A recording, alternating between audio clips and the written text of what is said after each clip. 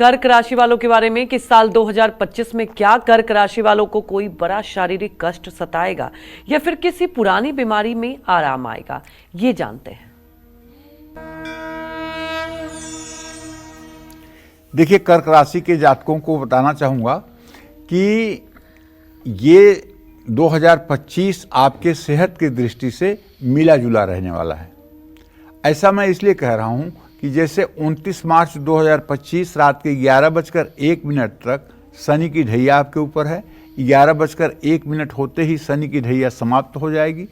पिछले 2.5 सालों से परेशानियों का दंश जो आप झेल रहे हैं उससे आप मुक्त हो जाएंगे। तो मार्च तक शनि के कारण सेहत का साथ तो नहीं मिलेगा, कुछ न कुछ प्रॉब्लम तो रहेगी। आपको अपनी सेहत का ध्यान रखना होगा। पिता की सेहत पर भी आपको ध्यान रखना जरूरी होगा। कमर, पेट, हड्डी, आंख और मुंह के आसपास किसी भी तरह की तकलीफ हो सकती है। 29 मार्च के बाद शनि के राशि बदलते ही आपकी पुरानी स्वास्थ्य समस्याएं धीरे धीरे दूर होने लगेंगी। हालांकि मई में बृहस्पति के गोचर के कारण आपको अपनी सेहत का फिर भी ध्यान रखना होगा। पुराने रोग परेशान कर सकते हैं, ऐसे में लापरवाही से बचना होगा। राहु के कारण तनाव और थकान से भी आपको बचना होगा। देखिए, राहु क्या करता है?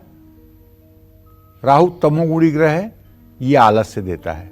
अरे यार, आधा घंटा और सो जाओ ना। अच्छा, अभी उठते हैं ना, अभी उठ जाएंगे ना।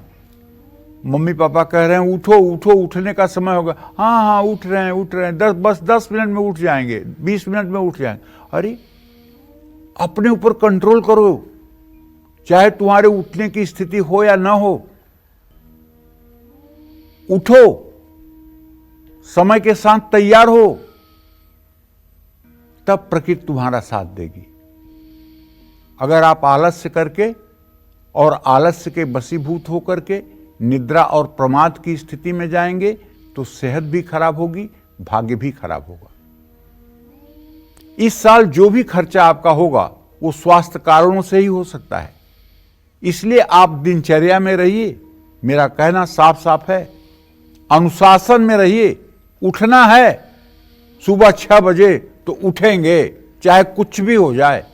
चाहे 4 बजे रात में सोए हैं, लेकिन अगर 6 बजे उठना है तो उठेंगे। नहाना है तो नहाएंगे, सूर्य की पूजा करनी है तो करेंगे, काम पर जाना है तो जाएंगे।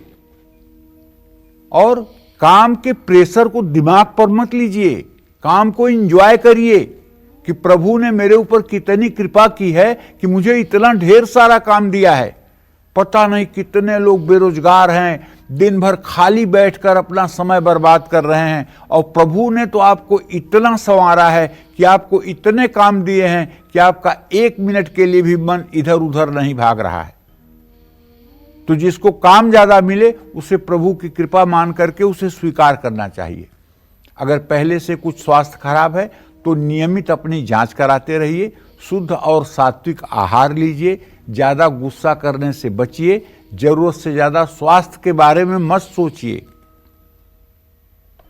अगर आप हर समय रोग का चिंतन करते रहेंगे तो मैं दावे के साथ कह सकता हूं, धन्वंतरी भी आके आपका इलाज करें तो आपको ठीक नहीं कर सकते। रोग का चिंतन मत करिए, रोग का उपाय करिए।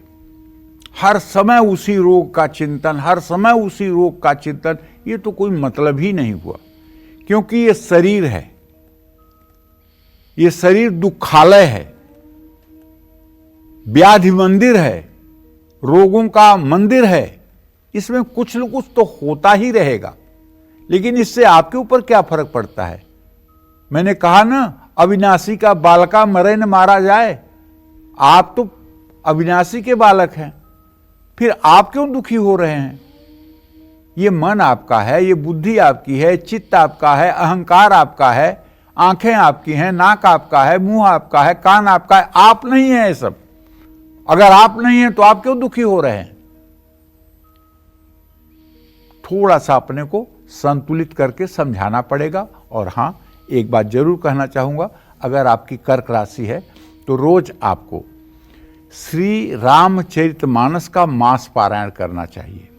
अगर आप 40-50 मिनट का समय दे करके प्रभु श्री राम की छवि अपने हृदय में धारण करके और रामचरितमानस का मास पारायण शुरू कर दें और ये मास पारायण कुछ सालों तक अगर आपका अनवरत चलता रहे तो हे भाई, ये जन्म तो बन ही जाएगा, अगले जन्म में भी आपके लिए विमान आएगा, अगले जन्म के लिए भी आपके लिए विमान आएगा।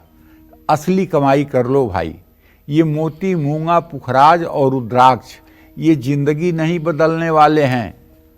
अगर ये जिंदगी बदलने वाले होते तो मोदी जी गेहूं न बांटते, सबको मोती, मूंगा, पुखराज बांटकर और पूरे भारत के लोगों को माला माल कर देते।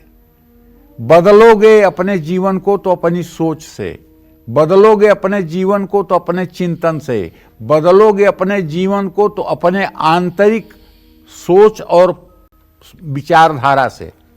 इसलिए अपनी विचारधारा को, अपने चिंतन को सहज करिए, स्वाध्याय करिए, सत्संग सुनिए, साधु संतों की बातों को मानिए और भगवान को डरिए, गुरु को डरिए, शास्त्र को डरिए। जैसा शास्त्र कहता है उस तरह से जीवन जीने का अभ्यास करिए तो जीवन सहज हो जाएगा। जय मां विंध्यवासिनी।